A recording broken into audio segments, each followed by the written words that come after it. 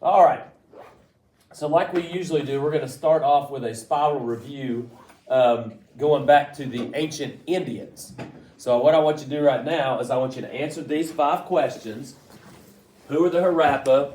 Which river did their civilization develop near? What did they have in the middle of their city? Why do we not know much about them? And the Aryans conquered the Harappa. Why did they introduce the caste system to India? So I want you to go ahead and write these down. This should be on the notes. This should say the Persian Wars Part 2. Remember, I accidentally stuck 2 of the Part 1 in there. You just turn past that to Part 2. If there's no room for the spiral review, just write it at the bottom of the page. I'm going to give you about 1 minute to answer these 5 questions.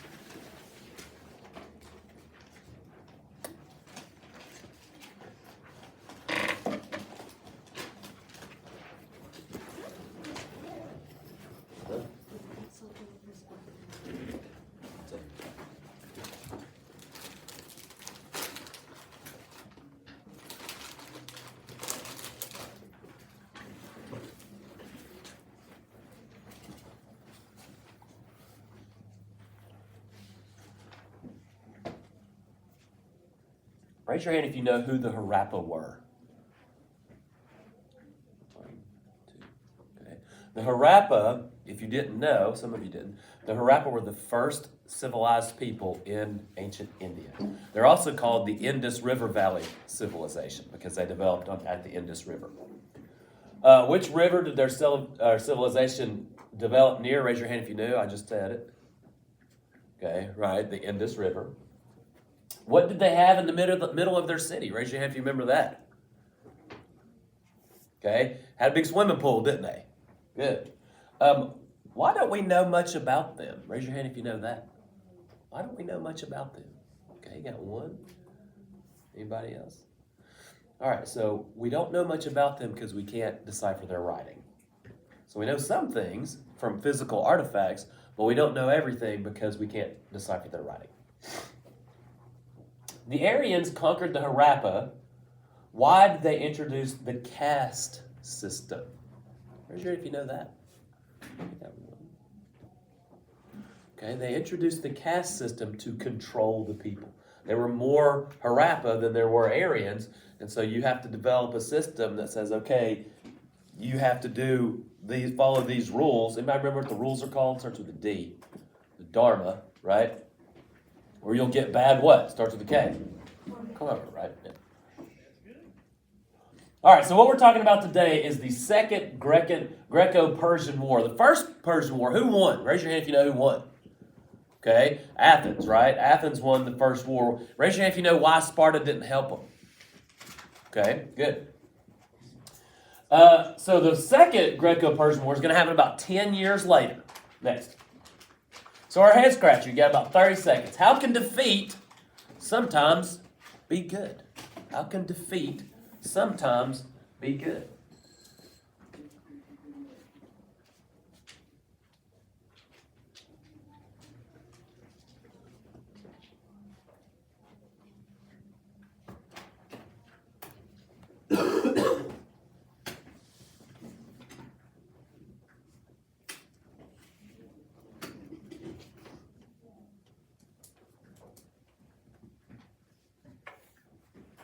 Thumbs up if you can see fairly well enough to write. Okay, good. All right. Defeat can be good, hopefully, because you can learn from your mistakes. You can be inspired by how well you did, even though you were defeated. You can learn the strategies of an enemy, especially in sports, right? So we're going to look at that today. The main thing we're going to look at today is a defeat. Is a defeat of the Greeks. Next. So what are we doing? We're continuing to examine the causes and consequences of the Persian Wars. Next. Why are we doing this? Well, it's a tendencies tested standard, 644. The Persian Wars helped to defend the idea of democracy from a quick death. The Persian Wars are connected to the ancient Mesopotamians and ancient Israelites through the book of Daniel, chapter 11. Next. So our essential question, go ahead and write this. How can planning and perseverance pay off? Now, you don't have to answer that. We're going to answer that throughout the day, throughout the class. How can planning and perseverance pay off?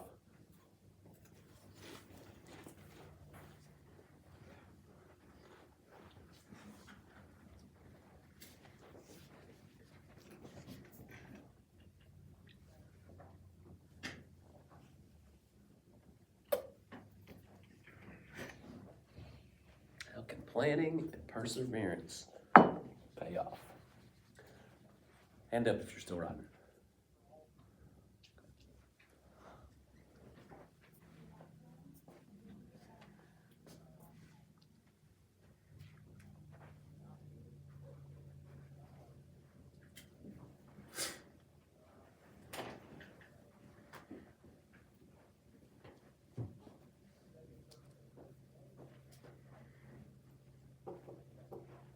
Next. The Persian Wars. Now, this is supposed to be King Leonidas of Sparta and Xerxes of the Persian Empire. Basically has this Xerxes being this 7-foot weirdo. In reality, that's not at all the case. That was for a movie, which is a good movie, but it really had Xerxes being this freaky monster. He wasn't at all. Next. That's more like what he looked like. He had a beard, just like the rest of them. Sat on his throne. So, when did this happen? This was 10 years later. 10 years later. Xerxes, the son of Darius, vowed revenge against the Athenians. This time the Persians brought between 300,000 and 2 million troops overland and 1,000 ships on the Aegean Sea. Those are overwhelming numbers. Now let's go ahead and estimate on the low end. Let's estimate that there's 300,000. Okay, Herodotus, the Greek historian, said there was 2 million. And as the guy who writes the history, you want to make it look good. But still, 300,000 is a bunch, especially in ancient times.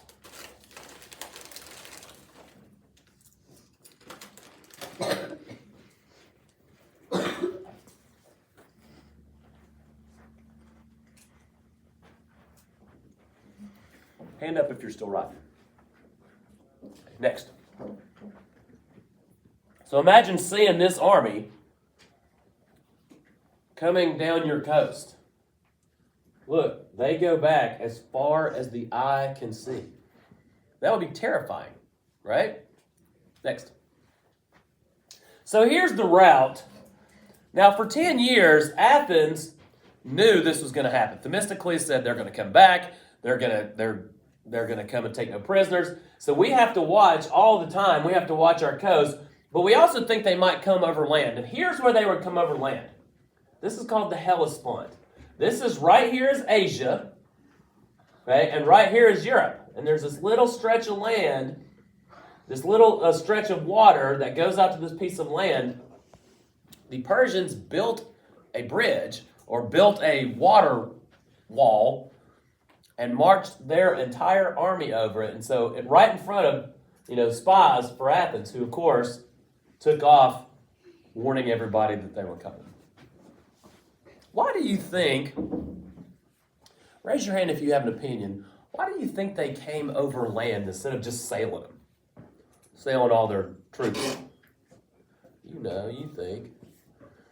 Well, I know since we're filming that you all can't talk, but I hope your brain goes to, well, they did that last time and it didn't work out. Okay?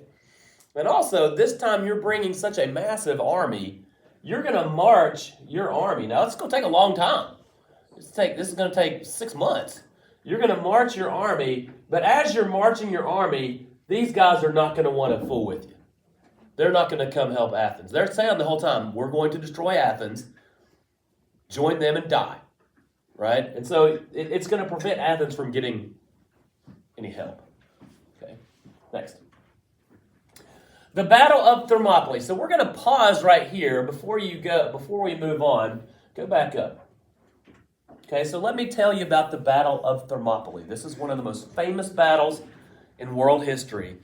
What happens is there's an area right here that you're marching down. It's right next to the coast, and there's this narrow walkway. Okay, I would say it's probably as wide as this room, or maybe twice as wide as this room. And so it's a bottleneck, and on the surrounding it is cliffs.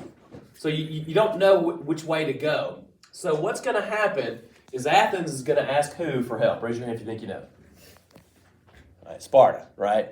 They're going to ask Sparta for help. And Sparta has two kings. And the king at home says, no, we're not going to help him. The king of war says, well, I'm going to go help him. But the king at home says, you cannot take the army. This is not our fight. So you can't take our 30,000 man army. You can't go fight them. Well, the king of the army decides that he's going to go. And the only soldiers he takes with him is his personal guard. So these guys are going to be the best of the best. Okay? There's going to be about 300 of them. And he's going to take his 300-man army, and they're going to do what they can. Now, nobody could join if they weren't married. Nobody could come if they hadn't had a son. Raise your hand if you want to know why they had to have had a son before they could go. Do you think you know, or do you want me to tell you? Raise your hand if you think you know. Okay? It's because if they die, they have to have already had somebody to replace them in the army. So King Leonidas takes his 300-man personal guard, and Themistocles has already suggested, hey, they're going to come through, this is called the hot gates. They're going to come through the hot gates. So if you could defend that, they'll have to attack us on sea, and we've got all these ships that we've been building for 10 years. We think we can hang with them. And so Leonidas goes. He's joined by about 7,000 other Greeks from, Plataea or Phocis or, Thespia. And they've got about 7,000 men against 300,000. Okay. Are they going to win? They're not going to win. Okay. So they go and they block this area with their army, and they hold out for 3 days.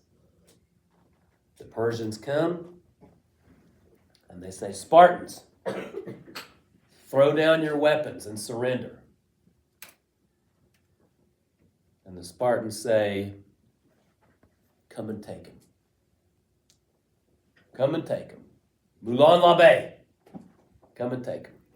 That motto is the Greek national motto now. 3,000 years later, 2,500 years later. Come and take them. The Persians say, we have enough archers that we'll put so many arrows in the sky that it'll block out the sun. What does Leonidas tell them? We'll fight in the shade. So the Persians attack them with all they have. And the Spartans and the 7,000 other Greeks hold out for about 3 days. Okay, toward the end of the third day, they discover a path that through the mountain that goes around. The guys supposed to be guarding it think they're going to attack their city of Phocis. They leave to go warn their people, but they don't warn the Spartans. So when the scouts arrive, leading part of the army, the Spartans send all the other Greeks home. They said, you leave. We're getting ready to be surrounded by 300,000 men. So they send those other Greeks away, and those 300 Spartans hold off 300,000 men alone all day long. And they're all killed. But is that inspiring? Not only is that inspiring, but that's definitely going to get who involved? It's definitely going to get Sparta involved now. Next. So here go down. And again. So here's the notes to write. 7,000 Greeks led by Spartan King Leonidas and 300 elite Spartans held off 500,000 Persians, 500,000. Let's go ahead and estimate low. Let's say 300,000. At a narrow pass in Thermopylae for 2 days, Athenian general Themistocles, the guy who wanted the navy, held off 1,000 Persian ships with only his 200 ships. Again, that's a massive difference. On the 3rd day, the Spartans knew they were going to be surrounded. They stayed and defended the pass while almost all the other Greeks retreated, and they all died. Go ahead and copy those down.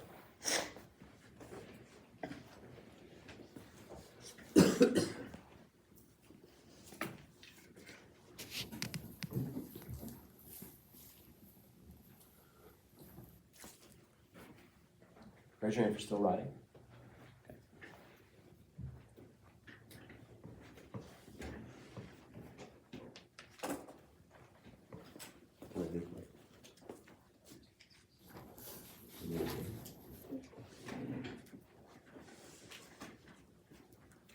Raise your hand if you're still writing.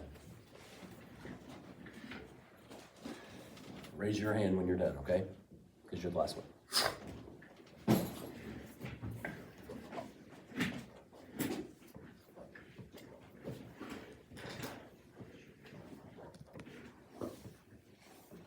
Next.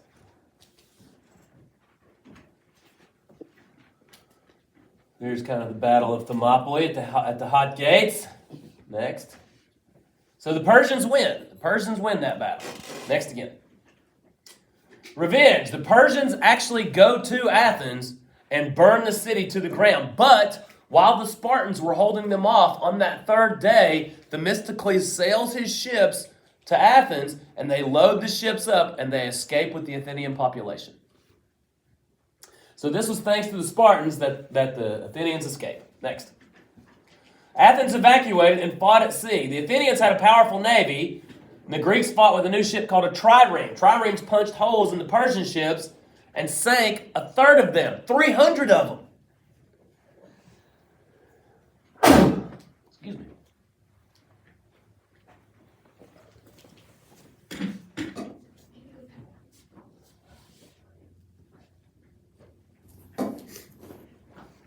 Raise your hand if you're still writing.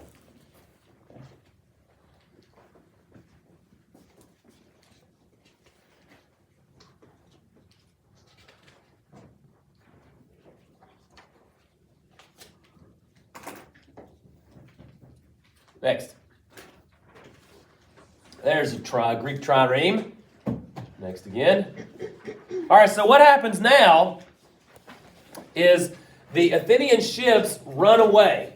They run away from the Persian ships, and they go around this corner, and they get kind of in a bottleneck. Exactly like the Spartans did on land, they let it be known that their population is on this island at Salamis, and so they go around this corner, and the Persian ships follow them. And then they circle back and bottleneck them off and defeat them at sea. Next. So the Persians tricked into another battle, the Battle of Salamis. Next. And the Greeks win. The Greeks win. Next. And so the final battle happens a few months later. And this time you've got 100,000 Persians fighting again against the Spartans. Okay, but we know that 300 Spartans held off 300,000 Persians. This time there are 30,000 Spartans, and they just annihilate the Persians. Next. While Athens crushed the Persians at sea, the Spartans were on the plain of Plataea and crushed the rest of the Persian army, and Xerxes retreats.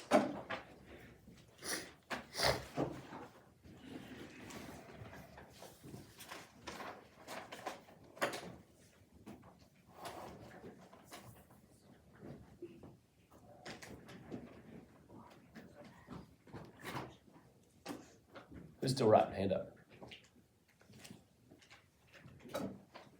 Hand up when you're done.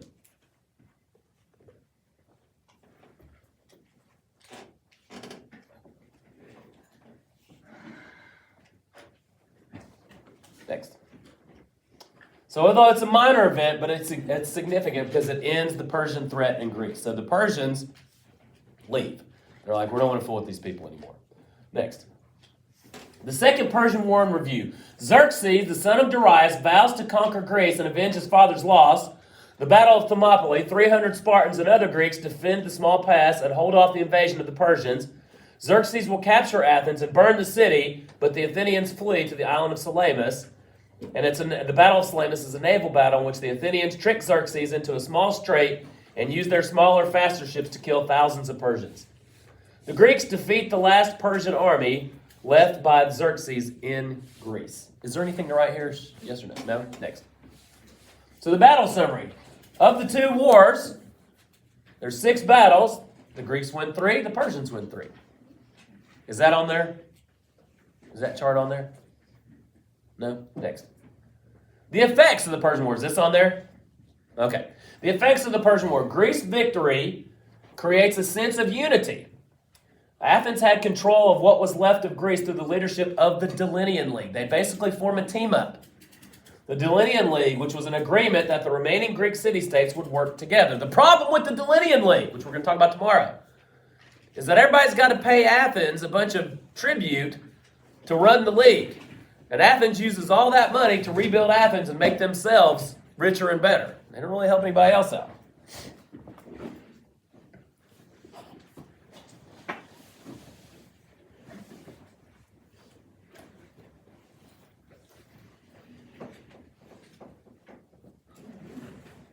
Raise your hand if you're still right. Next. The Delinean League. With the defeat of the Persians, many of the remaining Greek city-states decide to create a defense league just in case the Persians decide to return. It was headed by Athens, but all others paid into it. Is that on there, Richard? Is that written down on there? Is it the last thing? No? Okay.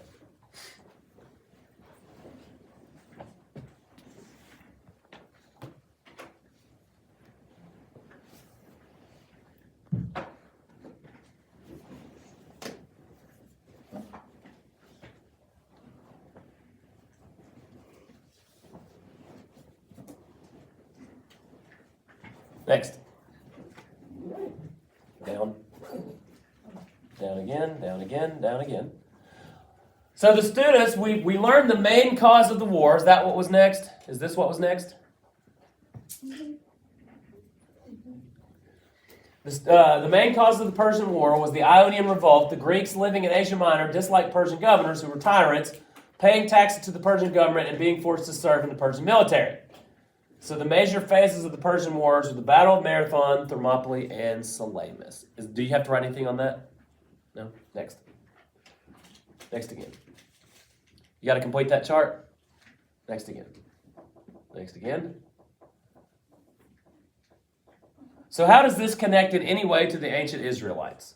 The prophet Daniel prophesied about this war almost 60 years before it happened. We know that prophecy means he could see the future. Xerxes is the husband of Queen Esther, one of the Jewish exiles like Daniel. And we'll talk more about Daniel later.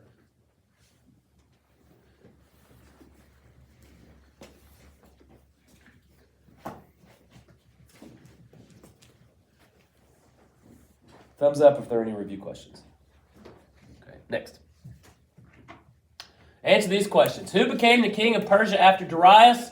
That's Xerxes. Describe the Battle of Thermopylae.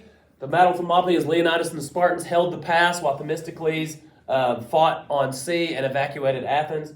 How did the Greeks defeat the Persians in 479 BC? They defeated them at sea at Salamis and on land at Plataea. And who became powerful after the Persian Wars? That would be Athens. So as we always say in my class, go forth and learn because knowledge is